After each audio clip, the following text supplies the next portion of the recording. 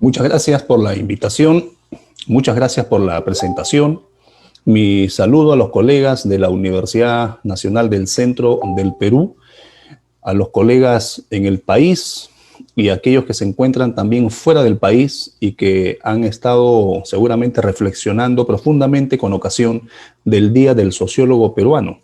Como en algún momento lo pude anotar por allí y registrado está, bueno, la sociología como profesión es una profesión de poder y tiene una enorme capacidad de transformación a partir de la construcción de conocimiento de la realidad social compleja, diversa y en otros aspectos que también en los contextos de modernidad han ido presentándose en forma de manifestación de algunas aproximaciones a cambio social. El quehacer sociológico allí encuentra distintos objetos de trabajo sobre los cuales puede plantear análisis, plantear supuestos, plantear nuevos trabajos de investigación, identificar además posibilidades de adecuación, de adaptación, de adoptación o de adopción de algunos elementos que empiezan a interactuar en estos sistemas complejos. Y parte precisamente de esas cuestiones voy a referir en esta presentación. Procuraré hacerlo en un tono coloquial, a partir del cual con los colegas presentes en la sala podamos establecer un diálogo, y considero que es y será ese el momento con alta capacidad de enriquecimiento de nuestros conocimientos que nos van a permitir encontrar quizás fundamentos teóricos y fundamentos también de orden epistemológico cuando sobre las tecnologías digitales tratamos. He preparado una hoja de apuntes que voy a compartir en este momento. Es la temática general prevista para el día de hoy. Bueno, vamos a ubicarnos en esta cuestión del contexto de crisis.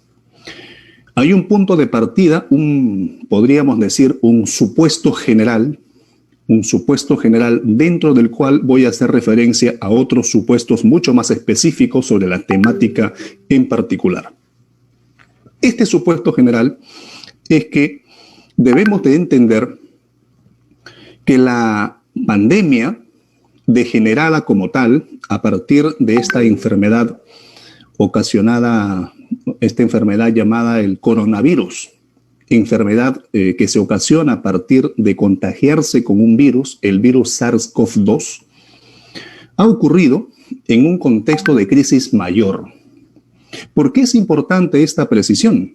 Porque seguramente en reiteradas oportunidades hemos escuchado asumirle o atribuirle culpabilidades a la pandemia, y porque la pandemia se presentó, pues todas las cosas caminan mal. Eso no es válido académicamente hablando, y probablemente no reúne la evidencia empírica para afirmarla. Y vamos a ir tratando esta cuestión. La pandemia ha ocurrido en un contexto de crisis mayor, en un contexto de crisis fundamentalmente estructural y en un contexto de crisis de legitimidad del poder político, que se manifiesta de muchas formas. La desconfianza ciudadana en las instituciones, por ejemplo.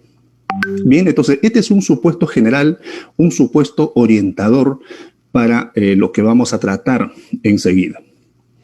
Suelo iniciar mi presentación cuando abordo esta temática dándole una entrada a esto que tenemos aquí a la vista.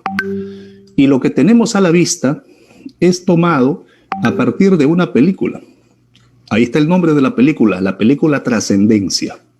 Will Caster es el nombre de uno de los personajes que caracteriza a un científico, a un investigador, que está realizando una serie de experimentos porque él quiere conectar su cerebro a la red. Y ahí, como podemos ver en esas imágenes, son una especie de entradas de puerto con cables que van conectados a una gran computadora, a una computadora cuántica.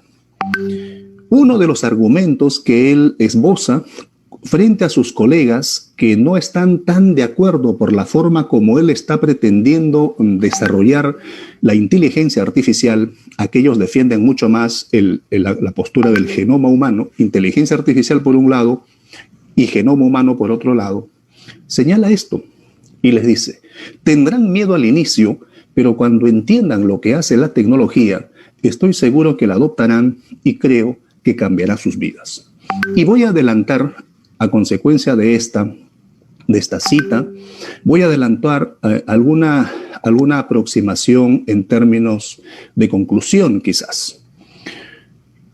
Es que el acceso, uso, producción intensiva de las tecnologías de la información y comunicación ha afectado a la sociedad y ha generado nuevos arquetipos sociales, nuevas formas de estructuración política, económica, cultural, social, etc.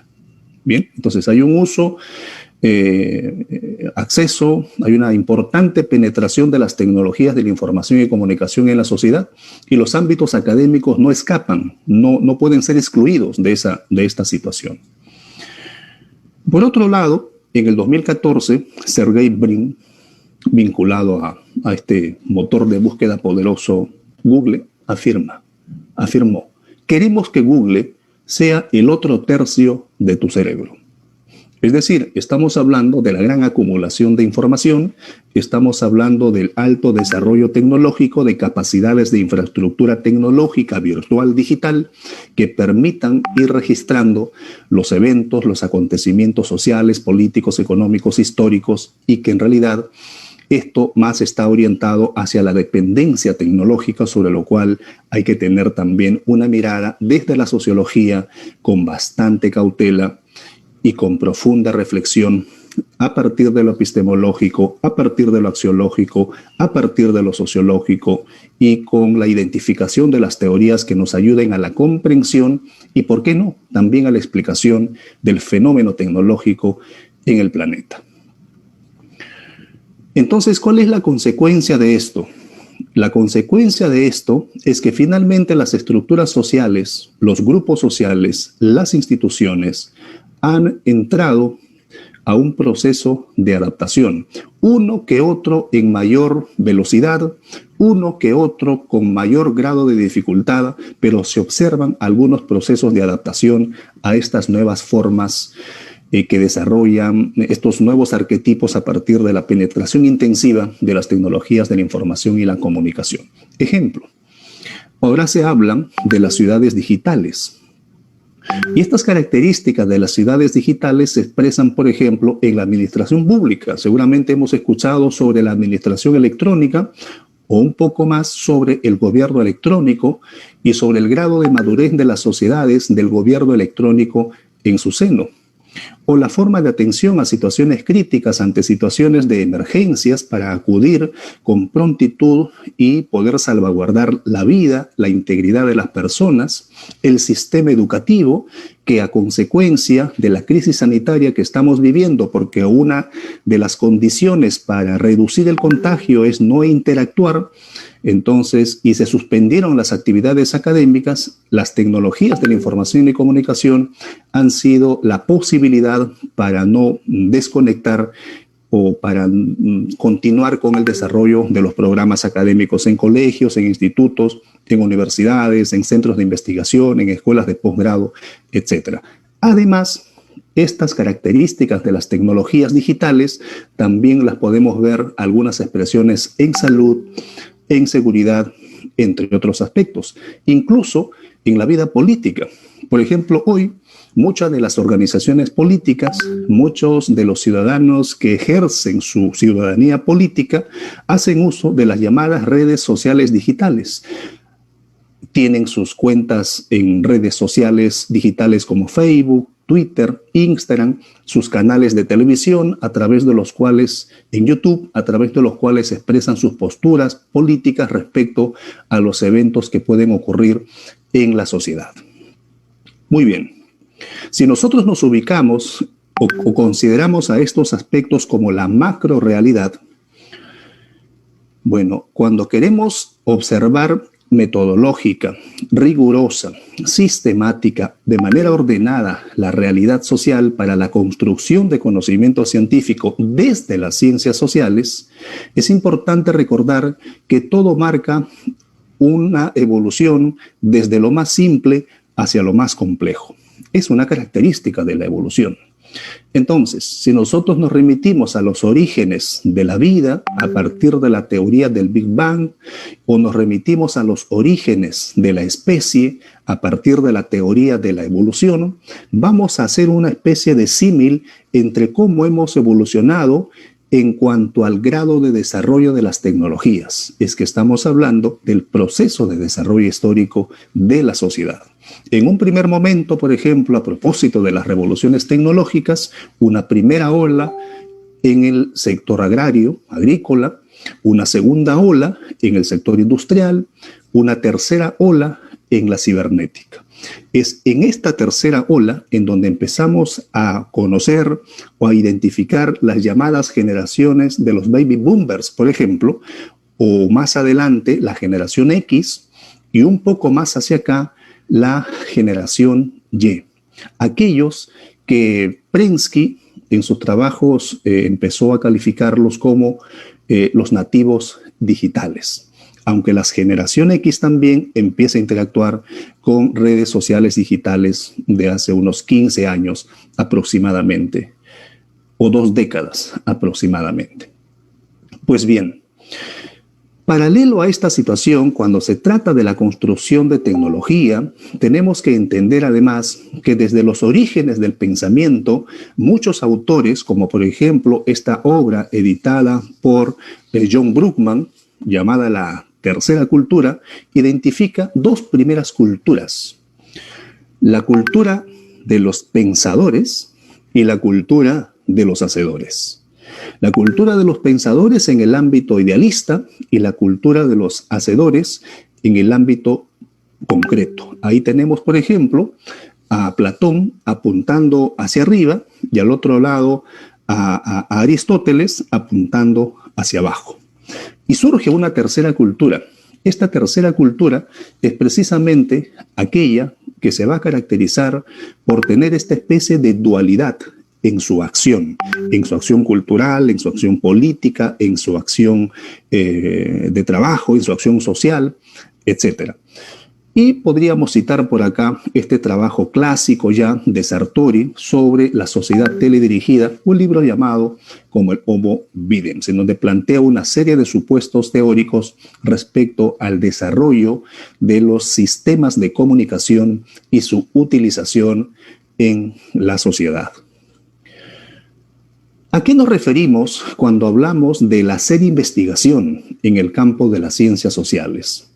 Investigar desde el campo de las ciencias sociales implica construir conocimiento sobre la realidad social, la realidad política, la realidad económica, la realidad cultural, ambiental, tecnológica. Podemos estudiar distintos aspectos, la realidad empresarial, la seguridad, el desarrollo, el bienestar, distintos fenómenos sociales, distintos procesos sociales.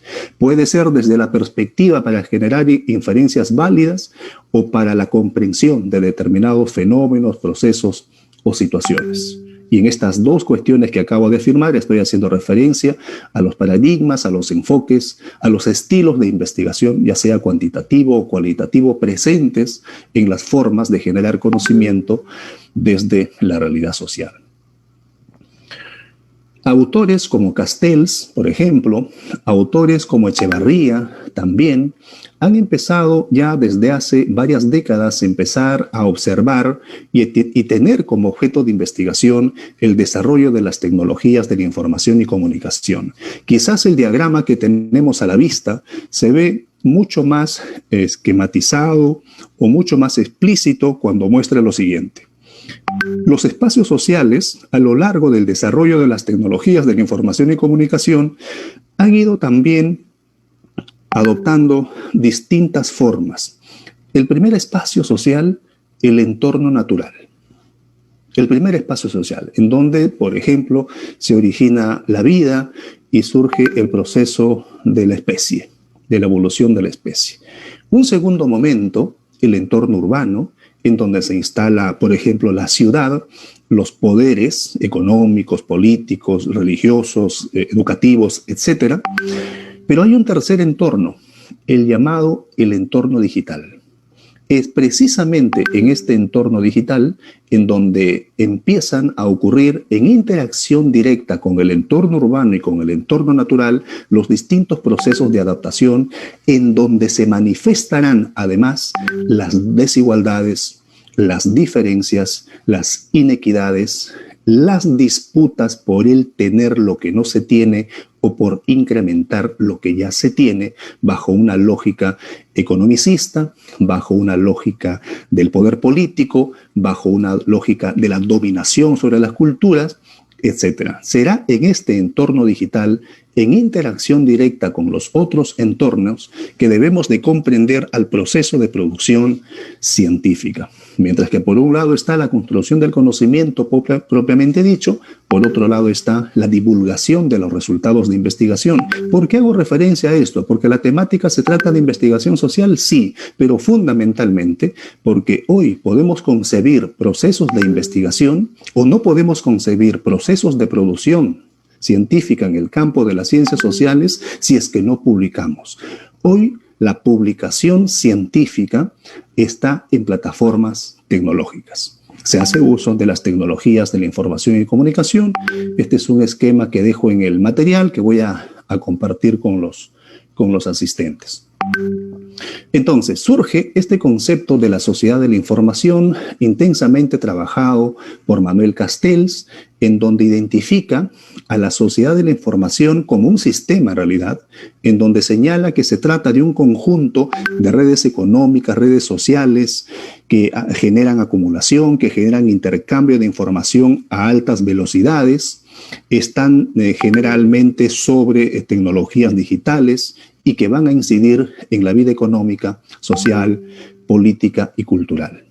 Aparece también este concepto importante sobre las tecnologías de la información y comunicación, o las TIC, que se definen como sistemas tecnológicos mediante los cuales vamos a recibir, manipular, procesar información. Más adelante, esto va a dar origen a las competencias digitales. Las competencias digitales de los ciudadanos, por ejemplo, las competencias digitales de los docentes, estamos en el ambiente académico universitario, y las competencias digitales de los estudiantes, para generar conocimiento, para hacer investigación. Por ejemplo, el poseer más o menos competencias digitales en condición de estudiante, o en condición de docente, o en condición de ciudadano, ya nos va generando distancias sociales, desigualdades sociales, inequidades, diferencias, subclasificaciones, subgrupos sociales, en consecuencia, brechas, vacíos, distancias sociales, brechas, diferencias, desigualdades. Brecha. Entonces, muchos autores consideran a la brecha digital como una forma de exclusión.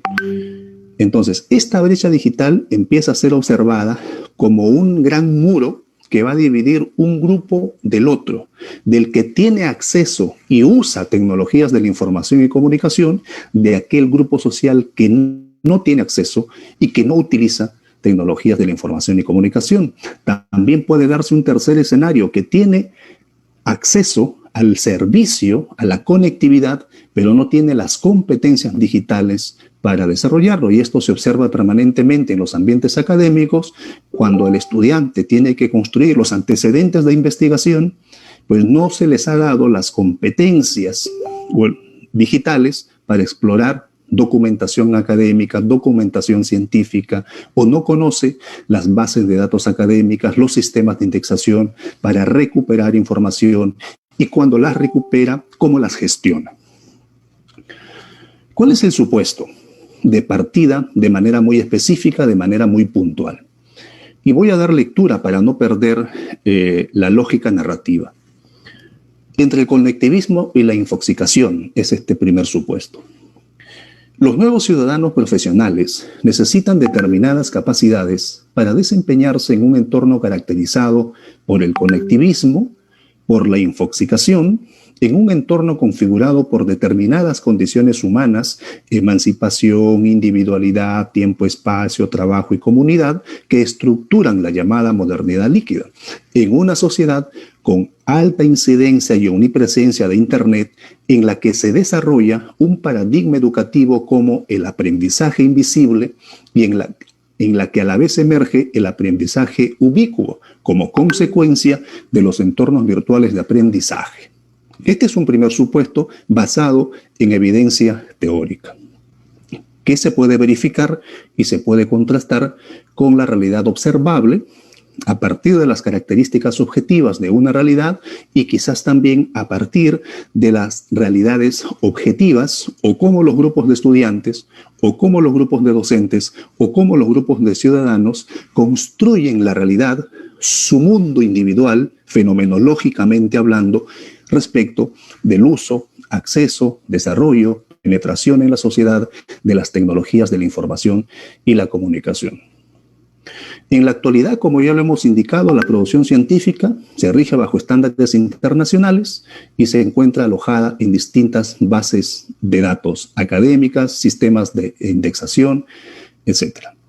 Y en el segundo punto señalo lo que ya he venido remarcando permanentemente sobre el desarrollo intensivo, acceso, utilización de las TIC ha afectado distintos aspectos de la vida social.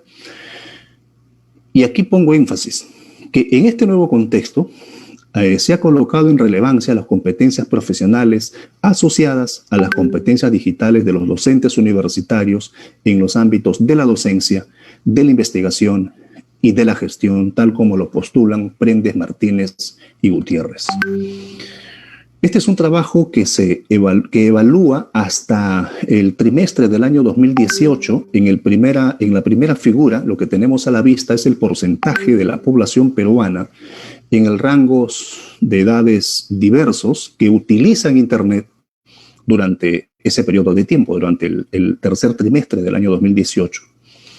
Y en la siguiente figura se destacan cuáles son las actividades que realiza la población usuaria del servicio de Internet. Esto es a nivel nacional urbano. Si volvemos a la primera figura, vamos a poder observar que entre el rango de edad de 19 a 24 años de la población, el 86% de este grupo poblacional utiliza Internet. En el rango del 25 a 24 años de edad, el 68%. Entre 45 a 59 años, el 47%. En la población mayor de 60 años, un poquito más del 18%. De todo este conjunto de personas que utilizan Internet, de todo el conjunto, pues el 89% al 2018 lo utilizaban para comunicarse. Un 88% para obtener información de cualquier tipo y un 83% con fines de entretenimiento. Muchos de ellos, por supuesto, que combinan los usos, el para qué acceden a los sistemas de conectividad digital a través del Internet. Entonces, en el ambiente académico existe algo, así como existe lo que se conoce como las redes sociales digitales, Facebook, Twitter, Instagram y muchas otras. En el ambiente académico también existen las redes sociales académicas. Entonces yo invito a los estudiantes, a los colegas que se encuentran en la sala, a que podamos empezar a promover, considerando nuestras desigualdades en habilidades digitales, en competencias digitales y en brechas de tecnología, en el hogar, en la universidad, en el entorno, en el barrio inmediato, el uso de estas tecnologías porque nos acercan al conocimiento. Son sistemas que se caracterizan por ser abiertos, libres, gratuitos, en donde vamos a encontrar documentación académica para generar conocimiento sobre la realidad social. Necesitamos documentar esa idea de investigación inicial que está nutrida principal e inicialmente de conocimientos previos, necesita documentarse con investigaciones que ya se han trabajado sobre esa temática. Estas redes sociales académicas han tenido un tratamiento como objeto de estudio también de diversos investigadores en el campo de las ciencias de la información, en la sociología, en las comunicaciones, entre otros aspectos. Acá hay algunos datos sobre los usuarios de las redes sociales convencionales versus las redes sociales académicas. Si bien es cierto, las redes sociales convencionales como las que tenemos allí mencionadas han tenido un crecimiento en cuanto al número de usuarios impresionante. Pues las redes sociales académicas se han ido quedando un poco postergadas, pero en los últimos años se ve un incremento también considerable. Aquí hay otros conceptos sobre lo que son redes sociales académicas, desde cuándo existen. Academia.edu, por ejemplo, existe desde el año 2018. Esas son cifras que se han podido recoger al 2014. Al 2020, esas cifras de cantidad de documentos que allí existen ha sido superado ampliamente. Mendeley, otra red social académica y gestor de citas y referencias, creada en el 2008, entre otras. ResearchGate también en el 2008. Acá hay unos ejemplos de redes sociales académicas. La primera, red social académica en ResearchGate, que nos permite establecer redes de colaboración en entornos virtuales con investigadores interesados en nuestros temas de investigación o con grupos de investigación especializados en aquellos temas que a nosotros nos interesan, igual que en academia.edu.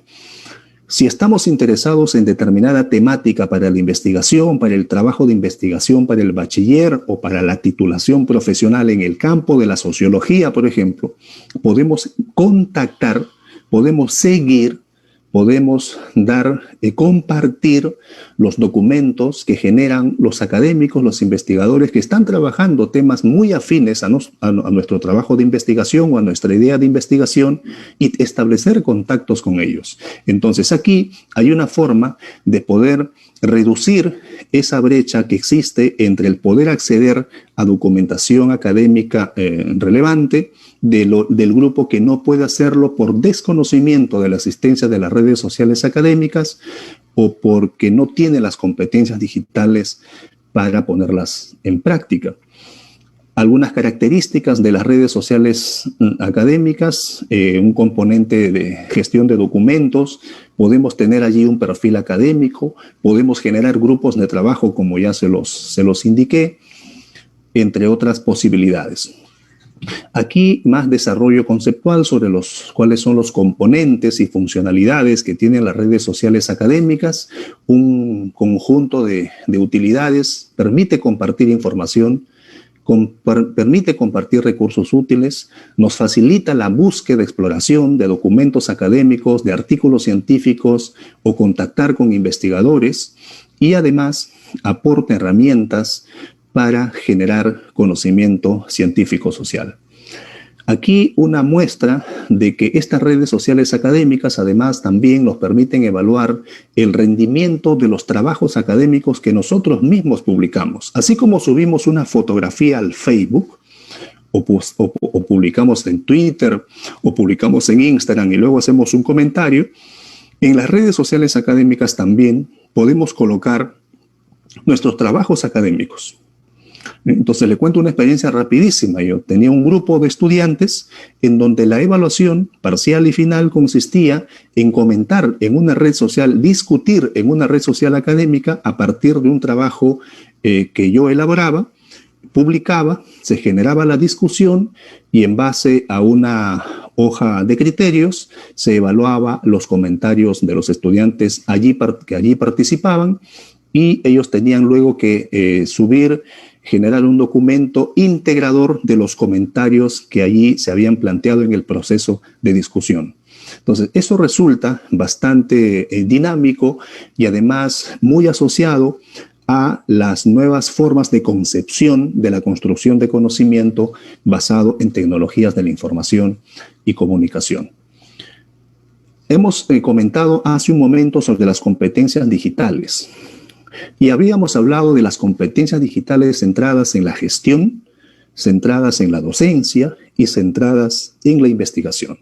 Este es un modelo de competencia digital docente del profesor universitario a partir de las propuestas de Prendes, Martínez y Gutiérrez. Entonces, y así como existen esos componentes de gestión, docencia e investigación, pues cada uno va alcanzando un grado de desarrollo, un grado de madurez. Por ejemplo, en la parte más ancha, lo que nosotros podemos encontrar son los aspectos vinculados a lo social y a lo ético. Es decir, se tiene conciencia de para qué las tecnologías, del por qué las tecnologías, cuál es el paradigma sobre el cual se sostienen las tecnologías, y tenemos una observación axiológica de esa situación.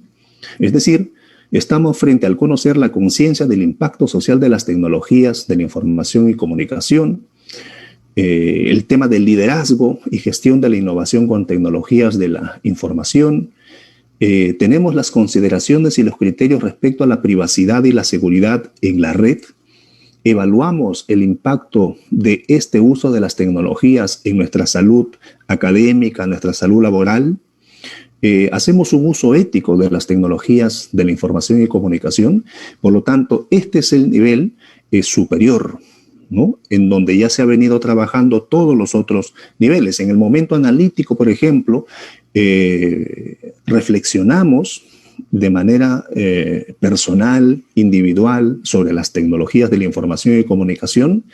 Hemos procurado alcanzar un desarrollo profesional y formación permanente en este campo del desarrollo de las tecnologías.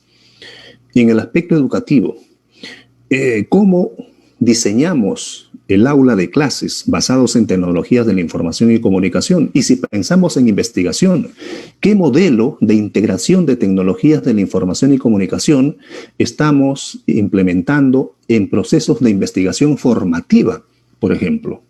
Luego, más adelante en la discusión, quizás podré mostrar algunos trabajos que tengo publicados al respecto, sobre el aspecto informacional, sobre el aspecto comunicativo, es decir, sobre los contenidos y sobre las plataformas.